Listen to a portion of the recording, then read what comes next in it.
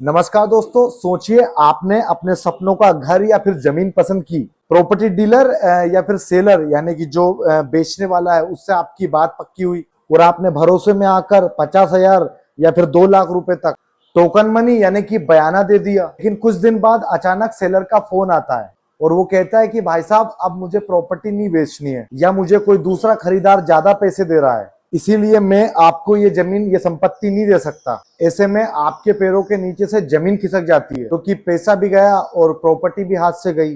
अब सवाल ये उठता है कि क्या आपका वो टोकन मनी, वो बयाना डूब गया? क्या सेलर आपका पैसा हजम कर सकता है? और अगर वो पैसे वापस देने से मना कर दे तो आपके पास क्या कानूनी रास्ते हैं? तो आज के इस वीडियो में हम इसी गंभीर टॉपिक के ऊपर बात करेंगे कि अगर सेलर अपनी बात से पलट जाए तो कानूनी तरीकों से अपना बयाना यानी कि टोकन मनी ब्याज समेत और हर जाने के साथ वापस कैसे लें। वीडियो को आखिरी तक देखिएगा, क्योंकि एक छोटी सी गलती आपका लाखों का नुकसान करा सकती है। सबसे पहले हमें एक बारीक कानूनी बात समझनी होगी जिसे लोग अक्सर नजरअंदाज कर देते हैं। सबसे पहले तो टोकन मनी और बयाने में फर्क समझिए। टोकन मनी ये वो छोटी रकम होती है जो प्रॉपर्टी देखने के तुरंत बाद बिना किसी लिखित एग्रीमेंट के सिर्फ बात पक्की करने के लिए सेलर को दे देते हैं, जैसे 10,000 या फिर 21,000 कुछ रुपए। और बयाना ये वो रकम होती है जो आप एग्रीमेंट टू सेल साइन करते वक्त देते हैं, जो आमतौर पर पूरी कीमत का 10% होता है और इसमें बाकायदा नियम और शर्तें लिखी जाती है।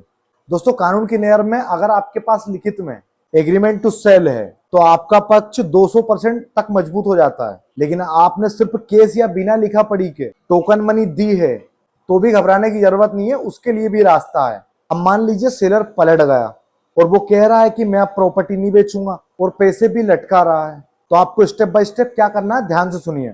सबसे पहले तो आपको गुस्से में आकर लड़ाई झगड़ा नहीं करना है। पहले आपको सबूत यानी कि एविडेंस इकट्ठे करने हैं। जैसे आपने पैसा बैंक ट्रांसफर या फिर यूपीआई या चेक से दिया है तो आपके पास पक्का प्रूफ है। अगर कैश दिया है तो उसकी रसीद होनी चाहिए। अगर सेलर मुकर रहा है तो उसके व्हाट्सएप चैट या फिर कॉल रिकॉर्डिंग को संभाल कर रखें, जहां वो ये मान रहा है कि उसने आपसे पैसे लिए थे और अब वो प्रॉपर्टी बेचने से मना कर रहा है। अगर वो प्यार से पैसे नहीं लौटाता तो आपको अपने वकील के जरिए सेलर को एक लीगल नोटिस भेजना चाहिए। नोटिस में साफ लिखा होता है कि आपने इस तारीख को इतनी रकम बयाने के तौर पर दी थी और अब सेलर डीड से पीछे हट रहा है, जो कि कानूनन गलत है, और उसे 15 दिनों के अंदर आपका पैसा ब्याज समेत वापस करना होगा, नहीं तो आप कोर्ट जाएंगे। लेकिन मानिए 80% मामलों में सेलर को नोटिस मिलते ही उसका दिमाग ठिकाने पर आ जाता है और वो पैसे वापस कर देता है, क्योंकि कोई भी कोर्ट कचहरी के चक्कर में नहीं पड़ना चाहता। और अगर नोटिस के बाद भी वो नहीं मानता है तो आपके पास दो बड़े कानूनी रास्ते खुलते हैं। पहला है सिविल रेमेडी। आप कोर्ट में suit for specific performance file कर सकते हैं। इसका मतलब है कि आप कोर्ट से कह रहे हैं कि हुजूर, मैं तो पूरा पैसा देने को तैयार हूं, आप सेलर को आदेश दीजिए कि ये प्रॉपर्टी मुझे ही बेचे। फिर कोर्ट उस जमीन पर स्टे लगा सकता है, जिससे सेलर वो प्रॉपर्टी किसी और को बेच ही नहीं पाएगा। दूसरा है क्रिमिनल रेमेडी। अगर सेलर की नीयत शुरू से ही खराब थी और उसने आपके पैसे भी रख लिए हैं और वो प्रॉपर्टी किसी और को भी बेच दी, तो आप उस पर आईपीसी की धारा 420 यानी कि धोखाधड़ी, चीटिंग, और धारा 406 के तहत पुलिस में एफआईआर या कोर्ट के जरिए क्रिमिनल केस दर्ज करा सकते हैं। और यहाँ मैं आपको एक बहुत ही काम की और एक प्रैक्टिकल बात बताता हूँ जो आपको हमेशा ध्यान रखनी चाहिए। देखिए, जब भी आप एग्रीमेंट टू सेल यानी कि बयाना पत्र बनवाएं तो उसमें क्लोज यानी कि शर्त जरूर डलवाएं। और वो शर्त क्या होनी चाहिए, ये समझिए।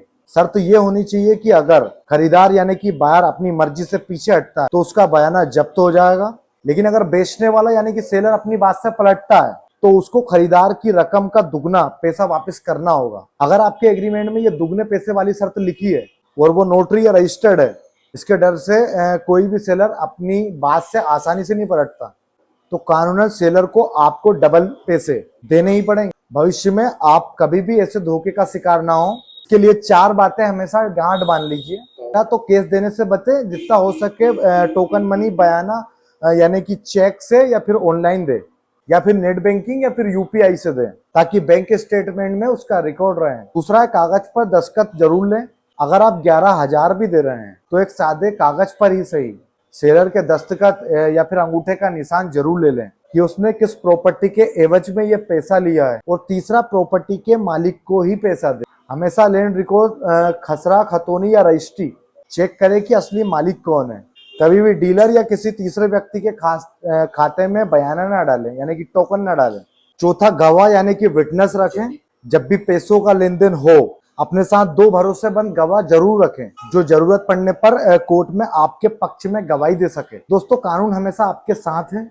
अगर आपने सेलर को पैसे दिए हैं और वो अपनी बात से पलटता है, तो वो आपका 1 भी रुपया रख नहीं सकता। आपको बस सही कानूनी रास्ता चुनना होगा। अगर आपके साथ भी कभी ऐसा हुआ या आपकी कोई प्रॉपर्टी से जुड़ी समस्या है, नीचे कमेंट बॉक्स में जरूर बताएं। अगर हाँ, ये जानकारी काम की लगी हो तो वीडियो को लाइक करें और अपने दोस्तों और परिवार के साथ शेयर जरूर करें। और ऐसी रियल एस्टेट जानकारी के लिए मुझे फॉलो भी कर लें। Thank you.